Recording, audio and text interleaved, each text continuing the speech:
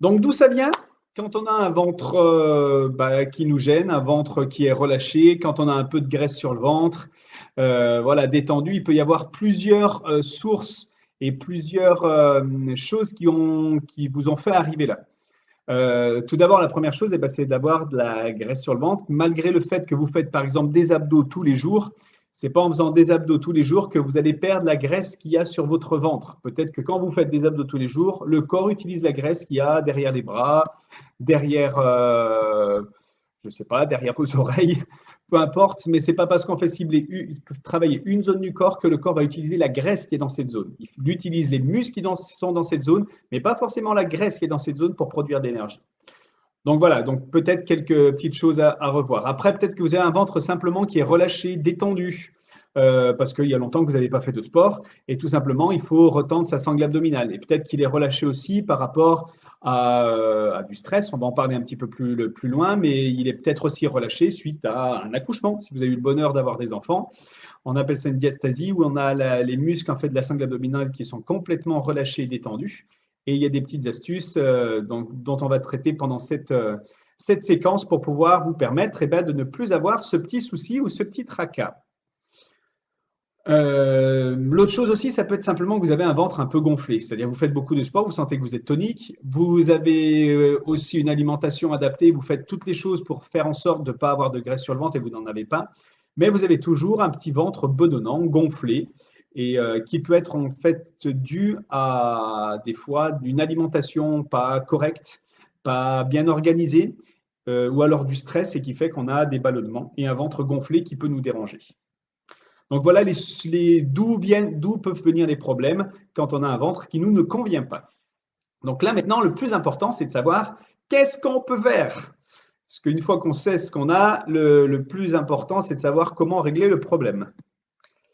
Après 60 ans, Joël, dur d'avoir un ventre plat. Oui, bien sûr, après, avec l'âge, le métabolisme de base qui s'affaiblit, ça va être plus compliqué à certaines périodes de la vie pour avoir un ventre plat, ça c'est sûr et certain. Mais il y a quand même quelques astuces à faire, quelques conseils, quelques petites choses à mettre en place pour pouvoir réussir quand même à atteindre un objectif ou avoir des résultats vraiment visibles. Tout d'abord, la première chose, donc premier de mes 6 conseils à vous apporter, c'est de faire des exercices d'abdominaux adaptés à votre corps, mais surtout qui vont être efficaces. Beaucoup de personnes, et encore on voit de plus en plus une forme d'éducation par rapport à la pratique des abdominaux pour préserver en fait notre santé, notre dos et avoir des exercices efficaces. Donc il y a de plus en plus d'éducation, les kinés en parlent beaucoup, les ostéos aussi. Il y a un exercice qu'il faut que vous arrêtiez de faire ou pas très souvent, ou alors en le faisant très lentement et en vous concentrant bien sur l'exercice et les sensations, ce sont les crunchs. Tous ces exercices en fait de crunch vont simplement engager le grand droit de l'abdomen et ce muscle en fait c'est pas lui le responsable, le premier responsable en fait du fait d'avoir un ventre plat tonique, mais ça va être le transverse. Donc en fait, on s'est rendu compte aussi sur certaines études, par exemple, que de faire des exercices d'abdominaux isolés, par exemple des crunchs, des twists, ou des exercices d'abdos avec des machines d'abdos, tous ces exercices en fait d'abdos isolés, ce ne sont pas les plus efficaces pour avoir un ventre plat et tonique, bien au contraire. Ce ne sont pas les plus efficaces pour dépenser des calories, bien au contraire. Et en plus, ce ne sont pas les meilleurs pour votre colonne vertébrale et pour votre dos. Donc, arrêtez ces exercices, vous en faites, ou maintenez-en quelques-uns parce qu'ils sont aussi efficaces pour avoir certains mouvements et certaines facilités pour votre corps, mais il y en a sûrement d'autres qu'il faut mettre en place. On sait aujourd'hui par des études que les exercices globaux qui engagent le centre du corps, mais aussi d'autres muscles autour, où on travaille sur des chaînes musculaires, par exemple, on connecte les épaules avec les pecs, avec les abdos et avec les cuisses quand on est en planche ou en position de pompe, même sans faire des pompes, mais juste de maintenir la position, vous allez engager vos abdominaux pour maintenir la posture et apporter à votre colonne en fait un soutien. Donc tous ces exercices de planche où on engage un maximum de muscles vont avoir beaucoup plus de bénéfices pour tonifier vos abdos, pour un ventre plat et tonique, pour dépenser des calories et éviter d'avoir de la graisse que toute autre forme d'exercice. Bonjour Sylvie, j'espère que ça va. Donc voilà, tous ces exercices-là vont être beaucoup plus efficaces. Donc favoriser les positions de hover, c'est en appui en planche, mais on appuie sur les coudes. Les positions de planche, où on est bras tendus, on appuie sur les mains. Favorisez aussi tous les exercices où vous allez avoir une charge additionnelle sous des formes d'équilibre et de déséquilibre, des déplacements et des choses comme ça, où là, simplement, le fait de faire bouger tout le corps, vous avez un travail de vos abdos et il est inutile d'avoir un travail en fait de crunch et de mouvement de cette façon. La preuve, hein, souvent, on a des amis qui font pas du tout d'abdos et qui ont un ventre plein et tonique, mais ils font d'autres activités, par exemple, même pas forcément du sport, mais du jardinage, courir, sauter, jouer au basket, des choses comme ça. En fait, tout ce qui va engager plein de muscles dans votre corps va forcément engager vos abdos parce que les abdos sont responsables de transférer les énergies et les forces du bas du corps au haut du corps ou du haut du corps au bas du corps. Donc, il y a toujours un engagement de vos abdos. Donc, favorisez les exercices globaux et les exercices du coup de gainage. En plus, sachez qu'environ 30 secondes de gainage en position sur les coudes, ça équivaut à presque 80 à 100 mouvements de crunch. Donc, ça vous tiendra moins longtemps, ça sera plus efficace et plus global. Donc, n'hésitez pas à favoriser ces exercices de planche. D'autre part aussi, la dépense calorique lorsque vous êtes en planche est beaucoup plus importante que lorsque vous faites des crunchs.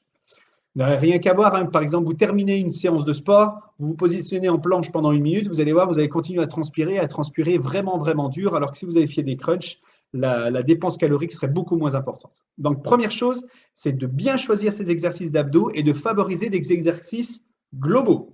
Dans tout ce qu'on vous propose, nous, à Forms Club, vous avez le pump. Le pump, c'est un super programme pour tonifier des abdos, beaucoup plus efficace que si on faisait une séance, je ne sais pas moi, d'abdos fessiers, par exemple, pendant une demi-heure ou 20 minutes. À partir du moment où vous allez rajouter des charges et faire travailler tout le corps, vos abdominaux travaillent de façon vraiment très efficace. Donc voilà, le body pump par exemple, ou rien qu'un body attack, un body combat avec des mouvements de tout le corps. Là, vous avez un engagement du centre du corps qui est vraiment, vraiment efficace et optimal. Donc voilà, mon premier conseil, c'est de faire des exercices globaux et de faire travailler tout le corps et de favoriser les exercices de planche et de gainage. Donc par exemple, n'hésitez pas un jour sur 2 à faire du gainage en appui sur les coudes et sur les pieds. Mon deuxième conseil va être de bien choisir le sport que vous allez faire. Et le mieux, donc là, ça concerne surtout les gens, par exemple, qui font des abdos, qui n'ont pas un ventre ballonné, mais qui ont une petite pellicule de graisse sur le ventre. Pour faire partir cette pellicule de graisse, le mieux, c'est de faire du sport, c'est clair. Aussi de bien manger, je vous expliquerai, je vous donnerai 2-3 conseils après, mais de bien choisir son sport. Et de mixer, souvent, moi je rencontre beaucoup de personnes qui veulent faire que du cardio parce qu'ils croient que le cardio c'est la meilleure chose pour brûler des graisses et perdre du poids.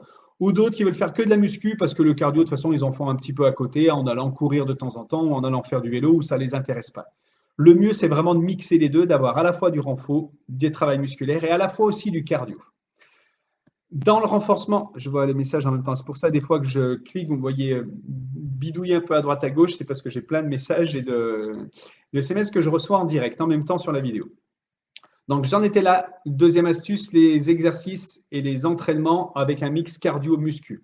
La musculation va permettre quoi? Plus vous aurez des muscles toniques, alors je ne pense pas d'avoir une grosse masse musculaire, mais plus vous aurez des muscles toniques et denses, plus votre métabolisme de base, c'est-à-dire vos facultés à brûler des graisses quand vous êtes au repos, on ne brûle pas le même nombre de graisses. Par exemple, là, je suis assis dans ma chaise, vous êtes peut-être assis en face à me regarder. Et ben, dans le temps où je vais parler, on ne va pas dépenser les mêmes calories, on ne va pas avoir la même dépense calorique.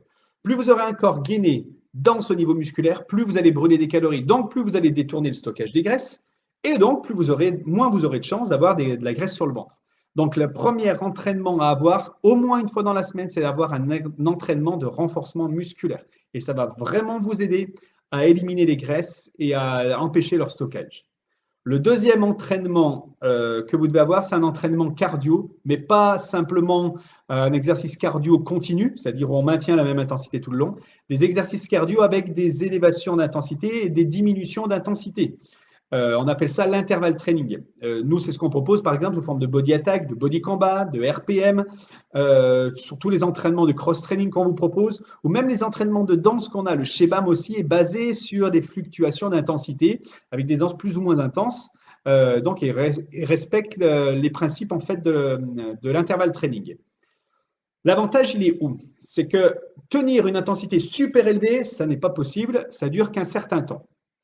Et plus vous savez que vous faites une intensité élevée pendant longtemps, plus le corps va dépenser des calories. Or, c'est impossible de tenir, par exemple, plus de 5 minutes à une intensité de 95% de votre fréquence cardiaque maximum. Donc, en fait, on fractionne l'entraînement. On fait des montées intenses, hop, et des phases de récup où on descend un petit peu, puis on remonte et on redescend. Et ça, c'est la meilleure façon d'augmenter la dépense calorique. Lorsque vous faites un entraînement régulier, par exemple, on va courir pendant 20 minutes, ou 30 minutes, ou une heure et demie, votre corps dépense des calories pendant une heure et demie et brûle des graisses à partir d'une heure d'effort. Voilà. Mais au bout d'une heure et demie, tout s'arrête parce qu'on n'a pas fait super intense. Lorsque vous allez faire un entraînement fractionné avec des hautes variations d'intensité, lorsque vous allez vous arrêter, même si c'est au bout de 20 minutes, votre corps va être capable, pendant 2, voire 6, voire 9, voire même 12 heures après l'arrêt de l'entraînement, il va être capable de continuer à brûler des calories. Et pendant ce fait-là, il va utiliser des graisses et vous allez continuer à dépenser des graisses. Donc, des fois, des entraînements courts de 20 minutes, fractionnés intenses, valent et sont plus efficaces, beaucoup plus efficaces qu'un entraînement de course à pied continu d'une heure et demie, 2 heures ou qu'une sortie vélo. Donc là, je parle bien par rapport au fait de brûler des graisses, à booster le métabolisme, enlever les graisses sur le ventre, d'accord? Parce qu'après, faire du cardio de façon continue, c'est aussi intéressant et important pour votre santé, notamment pour votre cœur. Mais favorisez ces entraînements-là dans l'objectif vraiment de brûler des graisses. Donc, favorisez les entraînements body attack, RPM et body combat, voire même aussi le Shebam ou les entraînements de cross-training. Essayez de caler ça au moins 1 à 2 fois dans la semaine. Moi, ce que je conseille, c'est vraiment 2 gros entraînements cardio dans la semaine et un entraînement musculaire, par exemple, avec le pump, voire même le body balance. C'est un entraînement renfort musculaire au poids de corps. Donc, voilà mon deuxième conseil, c'est vraiment de faire un mix entre cardio et muscu, faire de la muscu et faire du cardio sous forme d'intervalle training. Mon troisième conseil concerne l'alimentation. Souvent, quand on n'a pas un ventre plat, soit qu'on a des graisses sur le ventre, donc déjà éviter tout ce qui est trop de féculents, les frites, les viennoiseries, les sodas, trop d'alcool, etc. Évitez tout ça. Mais ça, je pense que vous le savez, vous en êtes conscient. Mais ce qui va être important pour éviter les ballonnements et favoriser le système digestif, et éviter que on voit le ventre sur un t-shirt un petit peu moulant ou sur un petit pull moulant, ça va être de favoriser les apports en fibres. Donc, les apports en fibres, vous en avez dans certaines céréales, des légumineuses, mais aussi dans beaucoup de légumes. Et en hiver, vous en avez plein des fibres. Dans des légumes comme par exemple les blettes, les cardons, les salsifis, le céleri, les navets. Donc, n'hésitez pas à favoriser l'apport en légumes. Vous devez manger des légumes à tous les repas et au moins 2 légumes à tous les repas. C'est un minimum et vous allez voir, ça va vraiment améliorer votre système, votre confort digestif. Pour tous ceux d'ailleurs qui attendent le programme nutritionnel, il arrive, vous allez le recevoir demain. La mise en page est en train de se terminer. Donc, vous allez recevoir ça demain pour que vous puissiez aller samedi ou dimanche faire vos courses et démarrer votre programme nutritionnel bien-être, confort et bien-être détoxifiant à partir de lundi. D'accord? Le programme démarre lundi pour tous ceux qui l'ont pris. Pour ceux qui ne l'ont pas encore fait, vous faites la demande sur l'adresse mail que je vous ai communiquée sur le groupe privé Cours Live Covid. OK? Voilà, ça c'était une petite parenthèse, excusez-moi, j'y pensais. Ensuite, la deuxième chose sur laquelle il faut faire attention, c'est les associations d'aliments. Et j'en parle aussi notamment dans ce programme. Par exemple, on sait qu'associer une viande forte, par exemple, une protéine forte, donc par exemple une viande ou des œufs ou du poisson, avec un farineux fort, comme par exemple les pâtes ou le riz ou du pain, freine la digestion, ça augmente la fermentation et ça augmente les ballonnements et l'inconfort digestif. Par exemple, pour digérer une viande, il faut entre 3 et 6 heures. Pour digérer des pâtes, il faut entre 2 et 3 heures. Si vous mettez les deux dans l'estomac, donc ça, je l'explique dans une autre vidéo sur l'alimentation, quand vous mettez les deux, ça peut augmenter jusqu'à 8, 9, 10, 11 heures de digestion. Donc vous imaginez pendant 10, 11 heures avoir le bol alimentaire en fait dans votre système digestif. Déjà, ça augmente votre fatigue et puis ça crée des ballonnements, de la fermentation et ça favorise pas le fait d'avoir un ventre plat et tonique. Donc, des bonnes associations d'aliments, c'est primordial. Donc, quand vous mangez une viande forte, additionnez toujours des légumes et enlevez tout ce qui est féculent, clair et net. Donc, je suis désolé, mais la bouffe italienne, où on fait pâtes avec pâtes steak, ou par exemple les plats des risottos au poisson, parce qu'on associe souvent le riz avec du poisson, mais toutes ces associations d'aliments sont vraiment pas très très bonnes pour votre système digestif et pour votre confort et pour votre énergie aussi. Autre chose dans l'alimentation, favoriser la consommation d'oméga 3, d'oméga 6, de bonnes graisses. Souvent, on ne veut pas prendre de graisse sur le ventre et on enlève toutes les graisses de l'alimentation. Or, les graisses sont indispensables à l'augmentation et à l'élévation de votre métabolisme pour brûler plus de graisse au repos et surtout avoir une meilleure énergie, un meilleur métabolisme de base. Donc, en augmentant la consommation des bonnes graisses, on s'est rendu compte sur certaines études que ça augmentait la dépense calorique et l'utilisation des graisses pendant une séance de sport. Donc, n'hésitez pas à manger des bonnes graisses. Vous en les trouvez par exemple dans les avocats, dans les noix, les amandes, dans les graines, par exemple graines de chia, graines de lin, les graines de sésame. Vous allez en retrouver dans les poissons gras, le saumon, le thon, le maquereau, les sardines. Vous allez en retrouver encore dans quoi? Dans certaines huiles, l'huile de coco, enfin surtout l'huile d'olive par exemple, l'huile de lin, l'huile de noisette, l'huile de noix, l'huile de sésame. Donc en fait, il faut que vous favorisiez les apports dans ces aliments-là et en plus, surtout en hiver, vous en aurez besoin. Enfin, quatrième conseil dans l'alimentation, c'est d'amener et d'augmenter votre apport en protéines. Souvent, je me rends compte dans tous les coachings alimentaires que je fais, que vous manquez énormément d'apport en protéines. Alors, je ne parle pas de faire de repas hyper protéinés ou de choses comme ça, mais vous devez avoir un apport en protéines presque à chaque repas. Si vous déjeunez le matin, vous devez avoir un apport en protéines le matin. Or, souvent, le petit-déj, c'est de la brioche, des gâteaux, des viennoiseries, du pain, c'est que du sucre. Donc, rien qui va vous nourrir et rien dont le corps a besoin le matin en se levant. Le corps, le matin en se levant, il a besoin de protéines et de bonnes graisses. Donc, les protéines, c'est quoi? Il y a des sources animales. Le poisson, la viande, les œufs, il y a les produits laitiers, il y a les sources végétales comme des associations de céréales et de légumineuses, par exemple riz plus lentilles, blé plus, je ne sais pas, pois cassés, haricots lingots, etc. Donc il faut favoriser ces aliments-là. Et les protéines végétales, vous en trouvez aussi dans certaines algues, la spiruline notamment, mais aussi dans les noix, les amandes, dans les graines. Donc, favorisez ces apports-là pour vraiment avoir un bon apport en protéines dans votre journée et être sûr de donner tout ce dont votre corps a besoin pour se tonifier. Parce qu'en plus, si vous faites du sport et de la musculation, vos muscles ont besoin de protéines pour se nourrir.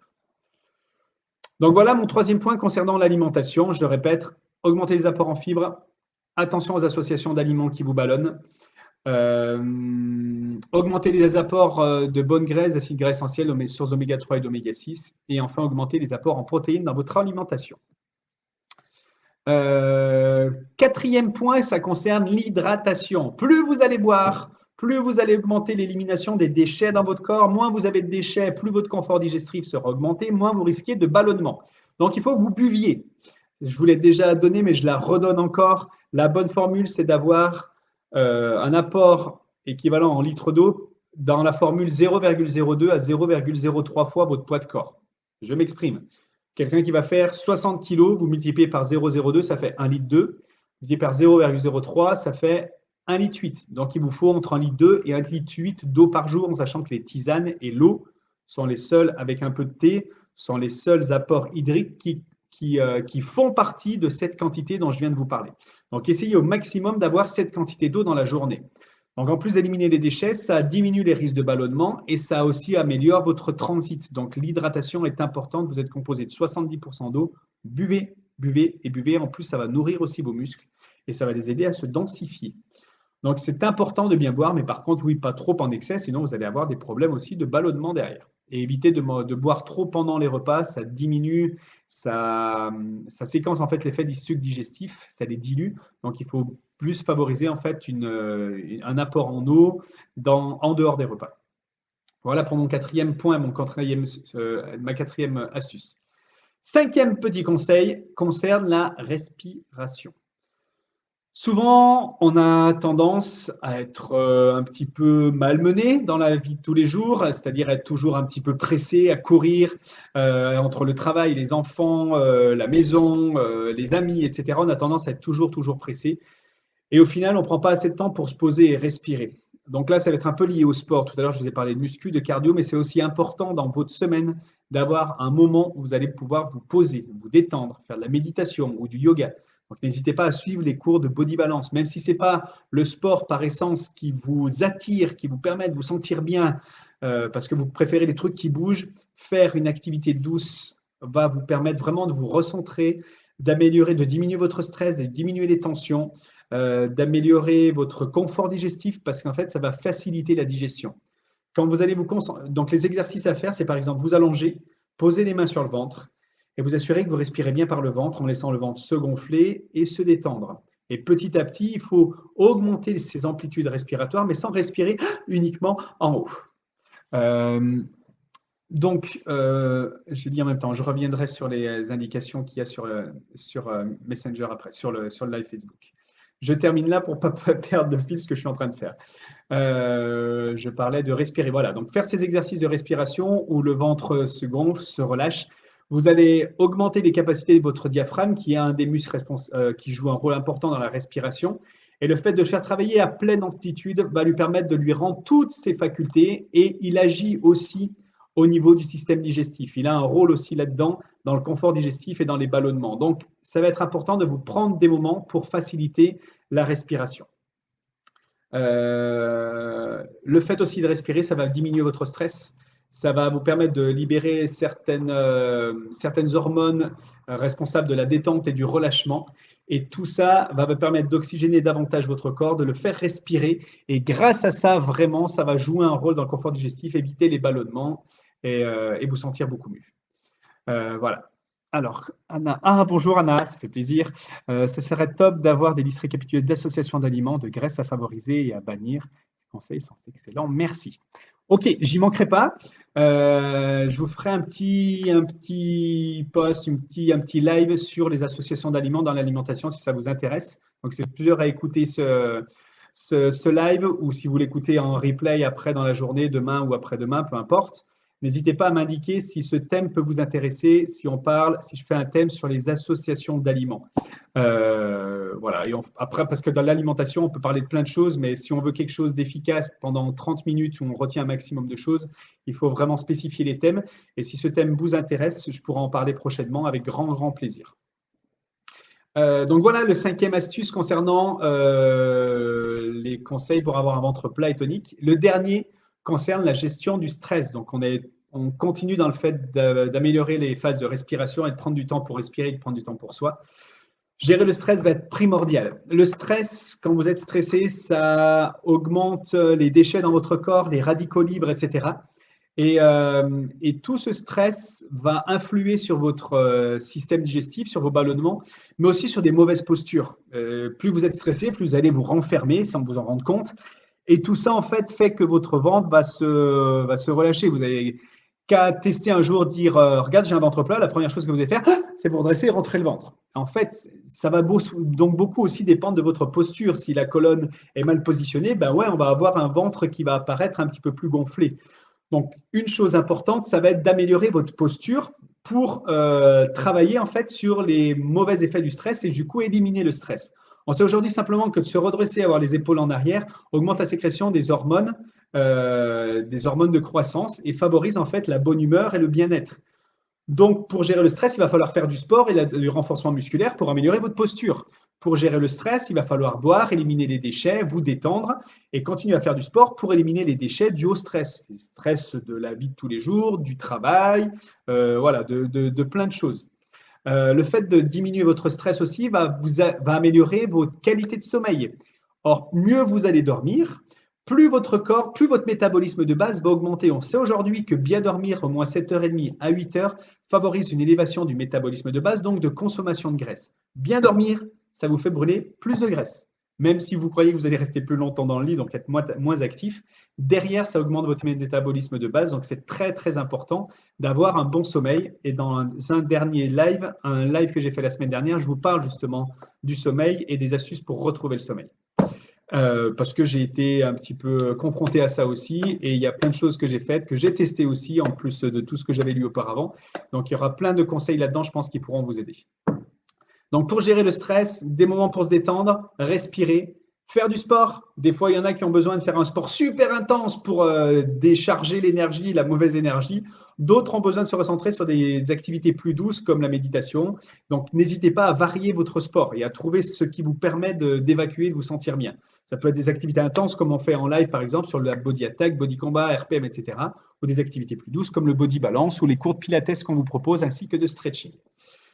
Et pour ceux qui ont le bonheur d'avoir une prescription médicale, donc n'hésitez pas à demander à votre médecin si c'est possible pour vous, pour pouvoir profiter aussi des cours aqua qu'on donne à Saint-Just, parce que la piscine est réouverte et on donne bien sûr des cours aquatiques aux gens sous prescription médicale. Donc n'hésitez pas à faire acte ou à nous faire votre demande si vous avez des questions par rapport à ça. On se fera un plaisir de vous y répondre. Donc voilà les différents conseils que je peux vous amener pour avoir un ventre plat et tonique. Donc je vais les récapituler rapidement. C'est du coup bien choisir ces exercices d'abdominaux, bien les faire. Donc réécouter la vidéo si vous avez besoin de reprendre quelques bases. Avoir un mix d'entraînement dans le sport, de mix d'entraînement cardio à base d'intervalle training et de renforcement musculaire. Troisième point, c'est d'avoir une bonne alimentation en faisant attention à respecter, avoir un bon apport en fibres, avoir un bon apport en acides gras essentiels, avoir de bonnes associations d'aliments et de bons apports en protéines. Quatrième point, c'est l'hydratation, bien boire pour éliminer les déchets, éviter les ballonnements et augmenter votre transit. Cinquième point, c'est de respirer, de faire des exercices de respiration ou alors d'aller vous tourner vers du yoga ou du pilates par exemple. Et le sixième et dernier point, c'est d'apprendre à gérer votre stress en essayant de mieux dormir, donc en vous concentrant sur votre sommeil. Je vous donne des astuces dans les lives précédents, en faisant de la méditation, en faisant du sport aussi, en trouvant l'activité qui vous conviendra le mieux pour gérer ce stress que peut-être vous accumulez et que la situation actuelle favorise certainement aussi avec toutes ces tensions un petit peu anxiogènes. Donc voilà tous mes conseils, j'espère que ça vous aide au quotidien, que ça vous permet d'avancer, de vous sentir mieux.